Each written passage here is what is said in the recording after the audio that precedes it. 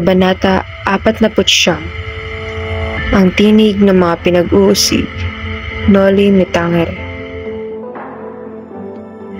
Ang unang pangunahing karakter, Crisostomo Ibarra, binatang nagpatayo ng paaralan at anak ng yumaong Don Rafael Ibarra.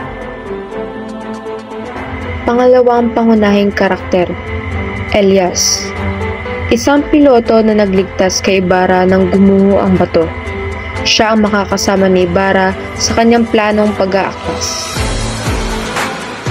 Kalasalita, sawimpalad, pagmamalabis, pagmamaltrato o paghamak sa sinumang nasa mababang kalagayan o kawawang kalagayan.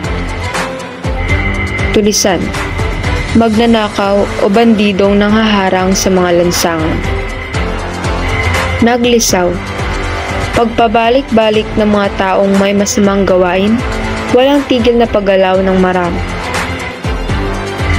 Panlunas, anumang bagay na nagpapagaling ng may sakit. Sariling tatak, ibig sabihin ay pagkakakilanlan. Pandarambong, ibig sabihin ay panggulo.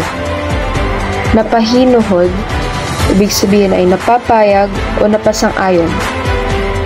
Di matamong pala, ibig sabihin ay kailanmay di maaabot. Hindi pa lumulubog ang araw nang sumakay si Ibarra sa bangka ni Elias sa lawa. Mukha siyang inis.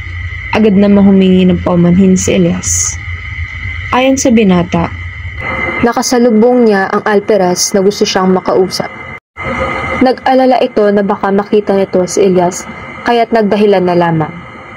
At naalala rin niya ang pangakong pagdalaw kay Maria Clara. Sinabi na ni Elias ang kanyang pakiusap kay Ibarra at di na nag-aksaya ng panahon. Siya ang sugo ng sawimpalad ayon sa kanya. Ipinaliwanag niya ang napagkasunduan nila ni Kapitan Pablo, ang pinuno ng mga tulisan. At sinubukan ding ipahayag ang kahilingang ng mga sawimpalad at humingi ng pagbabago.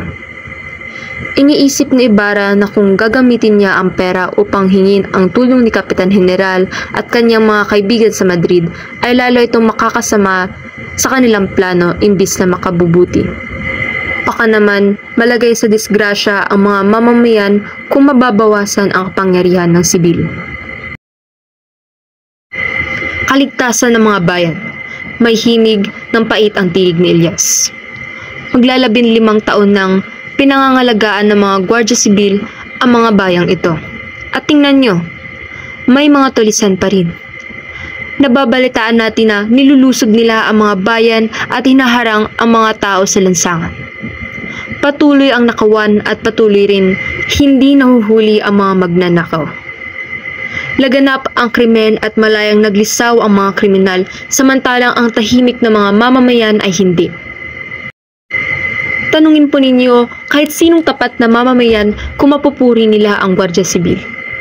Kung itinuturing nilang tagapagtanggol sa halip na mapanggipit at malupit na higit pang mapaminsala kaysa sa mga tulisan.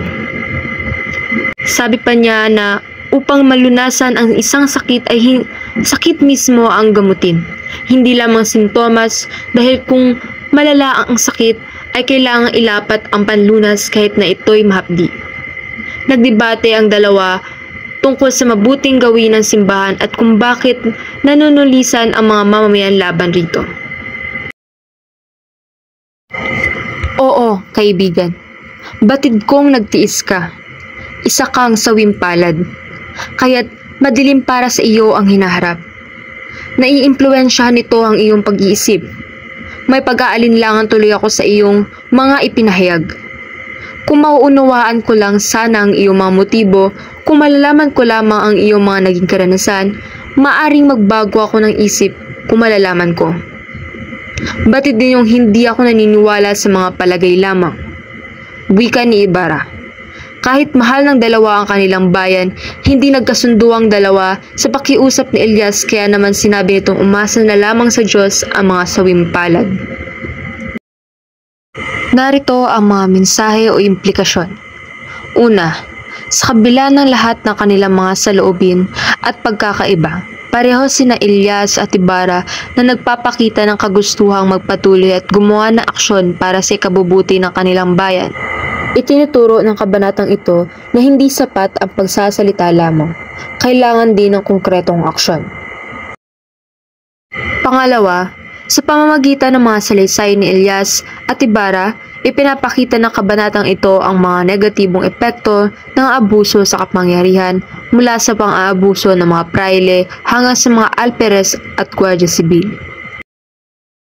Ang kabanata ay nagpapakita rin ng kahalagahan ng kritikal na pag-iisip sa harap ng mga personal at panlipunang suliranin. Ginamit ni Ilyas ang kanyang personal na karanasan para mabigyang diin ang pangangailangan ng reforma. Habang si Ibarra, bagaman nauunawaan ng suliranin, ay naghahanap ng mas malalim na pag-unawa at solusyon. Pang-apat ay ang kahalagahan ng pag-unawa sa iba. Sa usapin ni Ilyas at Ibarra, makikita ang kahalagahan ng pag-unawa at pagpapahalaga sa iba't ibang pananaw. Bagaman hindi sila magkasunduan, pinakinggan at iginalang nila ang kani-kanilang mga saloobin. Sa ganitong paraan, nagmumula ang tunay na usapan at pagbabago. Panghuli, sa kabanatang ito ay hinayag na ni Ilyas ang kanyang dahilan bakit kailangan niya ang tulong ni Ibarra. Si Ilyas ang nagsilbing tagapagsalita ng mga taong katulad niya. Mga taong tila nalimutan na ng pamahalaan, mga taong nakaranas ng kasawian at kaapihan sa sariling bayan. Bago pa man magtapos ang presentasyon, bigyang tuon natin na ang ugnay nito sa kasulukuyan. Ang kabanata 49 ng Noli Me Tangere ay nagpapakita ng mga temang pangungulila, pighati at kawalan ng hustisya na nanatiling totoo at makikita pa rin sa kasalukuyang panahon. Ang karanasan ng mga ina sa kabanatang ito ay sumasalamin sa patuloy na pakikibakan ng mga maraming ina sa kasalukuyan laban sa kawalan ng hustisya, karahasan at pagkakawalay sa kanilang mga anak.